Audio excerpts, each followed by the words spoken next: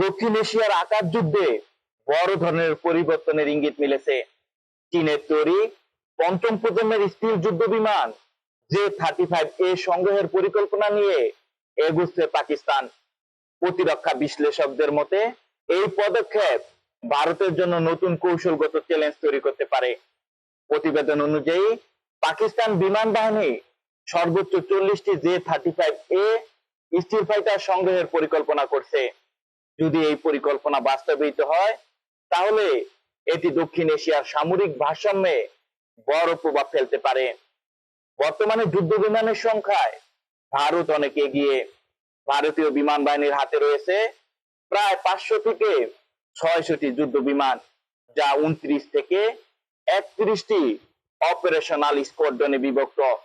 তবে সামরিক বিশ্লেষকদের মতে আধুনিক যুদ্ধে শুধু বিমানের সংখ্যা নয়, বরং স্টিল প্রযুক্তি, সেন্সর ফিউশন, ইলেকট্রনিক ওয়ারফেয়ার এবং দূরপাল্লার ক্ষেপণাস্ত্র ব্যবহারের সক্ষমতাই এখন সবচেয়ে বেশি গুরুত্বপূর্ণ।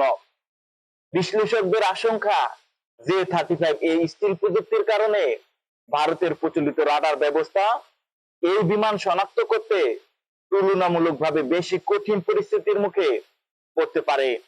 ফলে ভারতীয় বিমান বাহিনীকে আকাশ প্রতিরক্ষা এবং স্টিল বিমান শনাক্তকরণে অতিরিক্ত যুদ্ধ বিমান এবং নতুন কৌশল ব্যবহার করতে হতে পারে। বিশ্লেষকদের মতে মাত্র 2 থেকে 3টি J-35A স্কোয়াড্রন চালু হলে ভারতের Su-30 যুদ্ধ বিমানের একটি বড় অংশকে প্রতিরক্ষামূলক দায়িত্বে নিয়োজিত রাখতে হতে পারে, যা সামগ্রিক আক্রমণাত্মক সক্ষমতার উপর প্রভাব ফেলতে পারে। পাকিস্তানের এই পরিকল্পনার পিছনে রয়েছে চীনের সঙ্গে ক্রমবর্ধমান সামরিক সহযোগিতা। এর আগে পাকিস্তান বিমান বাহিনীর প্রধান air chief marshal Zaheer Ahmed Babar Sidhu J-35 শ্রেণীর যুদ্ধ বিমান সংগ্রহের আগ্রহের কথা প্রকাশ করেছিলেন। এছাড়া বিভিন্ন প্রতিবেদনে দাবি করা হয়েছে পাকিস্তানের কিছু পাইলট ইতিমধ্যে চীনে এই যুদ্ধ বিমান পরিচালনার প্রশিক্ষণ নিচ্ছেন। বিশ্লেষকদের ধারণা, আগামী কয়েক বছরের মধ্যে পাকিস্তানের হাতে J-35A পৌঁছালে দক্ষিণ এশিয়ার স্থির যুদ্ধ বিমানের নতুন প্রতিযোগিতা শুরু হতে পারে।